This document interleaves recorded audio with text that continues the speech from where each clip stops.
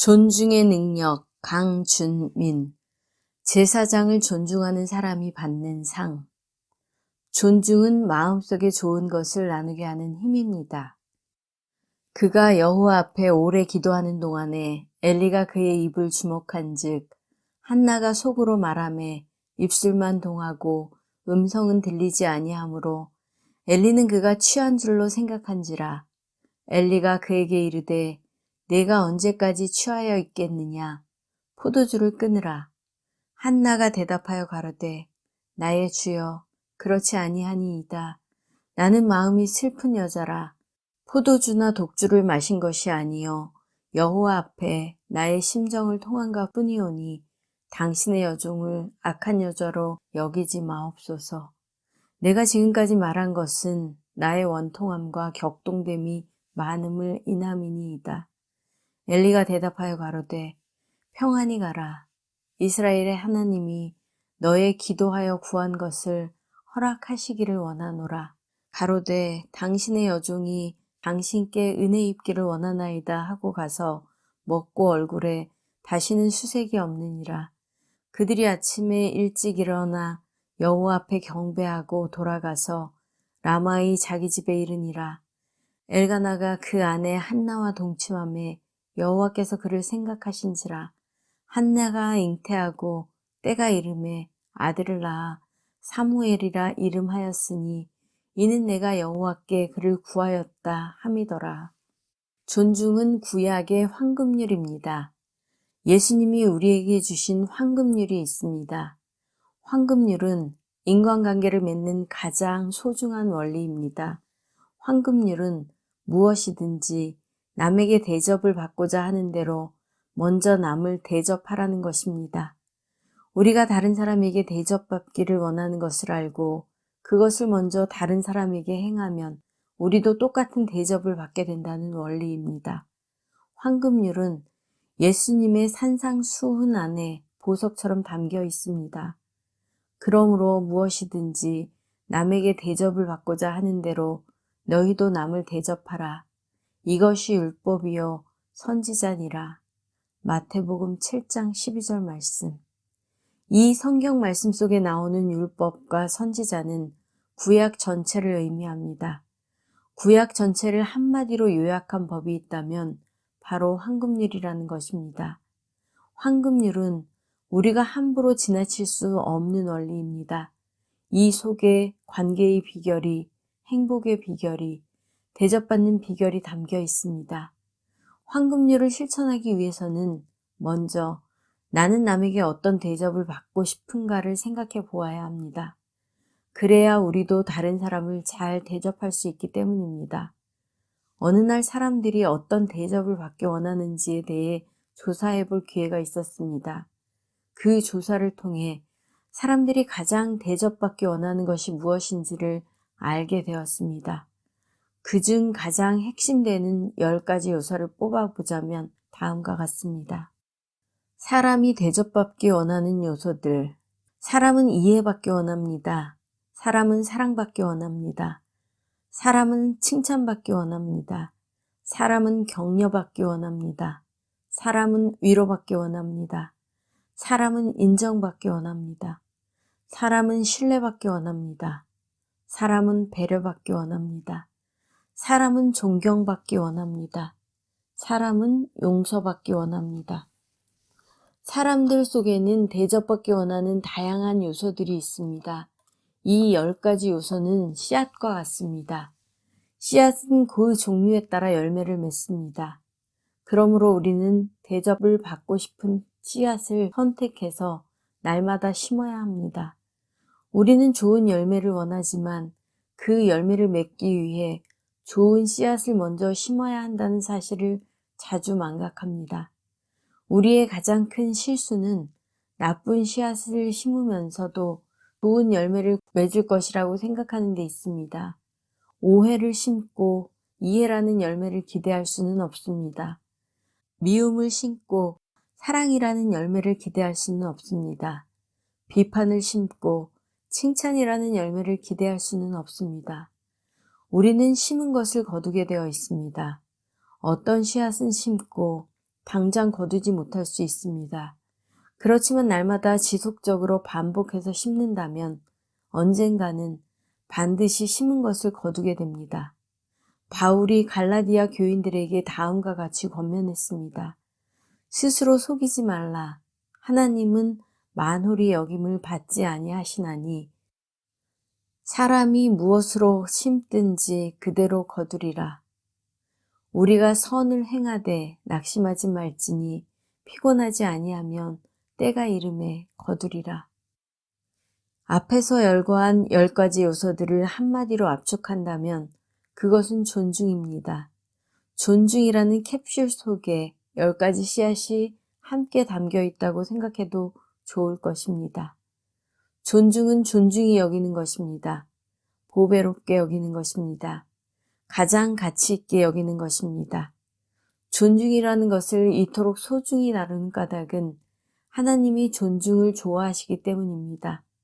신약의 황금률이 마태복음 7장 12절 말씀이라면 구약의 황금률은 사무엘상 2장 30절에 담겨 있습니다. 나를 존중히 여기는 자를 내가 존중히 여기고 나를 멸시하는 자를 내가 경멸히 여기리라.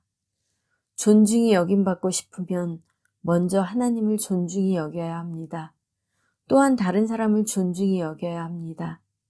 존중은 관계의 원리입니다. 하나님과의 관계, 다른 사람들과의 관계, 자연 세계와의 관계, 그리고 자신과의 관계도 포함되어 있습니다. 심지어 책을 읽으면서도 책을 존중히 여길 때 책이 독자를 존중히 여기는 것을 경험합니다. 누구든지 무엇이든지 존중히 여기면 가장 좋은 것을 내어줍니다. 저는 이 세상 책 가운데서 성경책을 가장 존중히 여깁니다. 성경책을 대할 때 함부로 하지 않습니다. 아주 소중히 여깁니다. 그런 까닭에 성경은 저를 소중히 여겨줍니다. 제게 필요한 지혜를 가르쳐 줍니다. 그러면 우리는 왜 하나님이 이토록 존중을 중요하게 여기시는지에 대해 질문해 보아야 합니다. 그리고 하나님이 세우신 제사장을 존중히 여김으로 상을 받았던 한나에 대한 이야기에 귀를 기울여야 합니다. 하나님의 나라는 존중으로 다스려지는 나라입니다. 하나님은 하나님의 나라를 하나님의 성품으로 다스립니다. 하나님의 성품 중에 하나가 존중입니다. 성경을 읽으면 삼위일체 하나님이 서로를 존중히 여기는 것을 알 수 있습니다. 첫째, 하나님 아버지는 아들이신 예수님을 존중히 여기십니다. 하나님 아버지는 독생자 예수님을 존중히 여기시고 모든 것을 다 맡기셨습니다. 우선 창조의 일을 맡기셨습니다.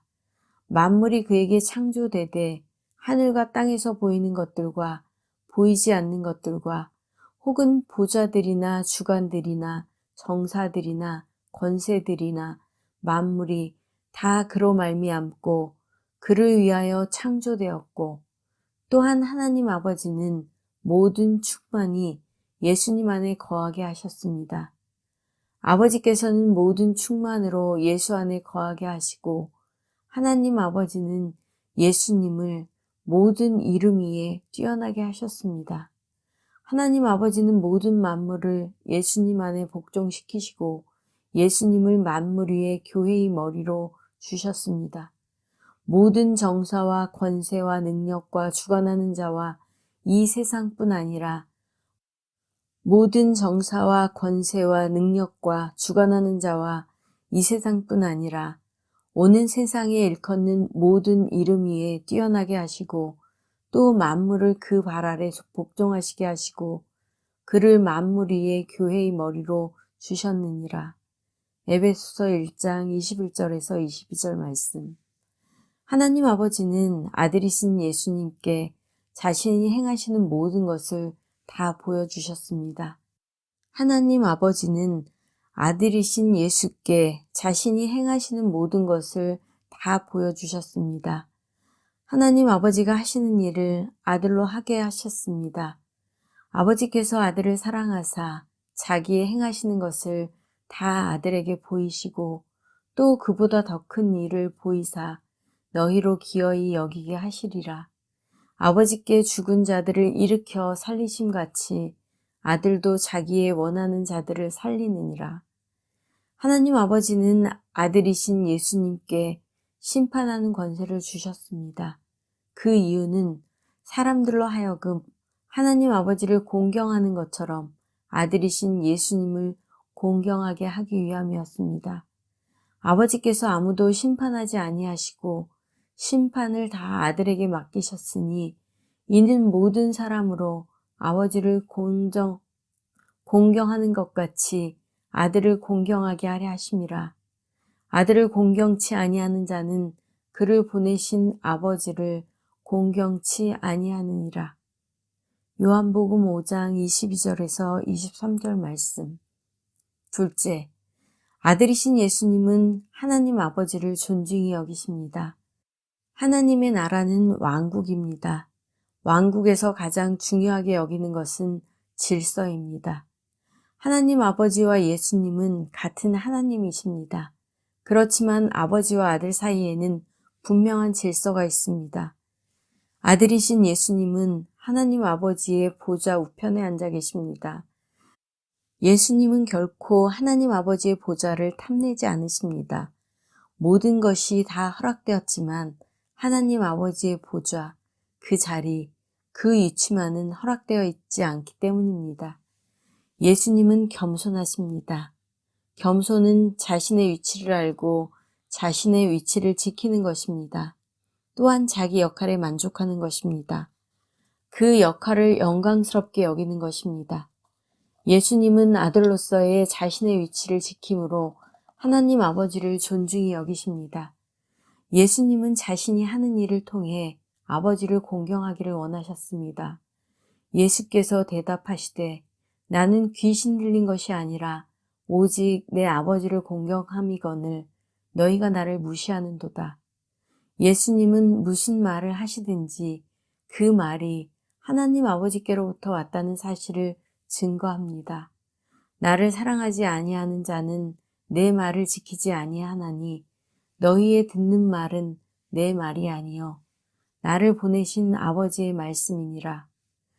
예수님은 하나님 아버지께서 자신에게 주신 권세가 무슨 목적을 위한 것인지를 잘 아셨습니다. 아버지께서 아들에게 주신 모든 자에게 영생을 주게 하시려고 만민을 다스리는 권세를 아들에게 주셨음이로소이다. 예수님은 하나님 아버지가 맡기신 일을 완수함으로 아버지께 영광 돌리기를 원하셨습니다. 아버지께서 내게 하라고 주신 일을 내가 이루어 아버지를 이 세상에서 영화롭게 하였사오니 하나님 아버지는 모든 것을 아들이신 예수님을 통해 이루신다고 말씀하므로 아들을 존중하십니다.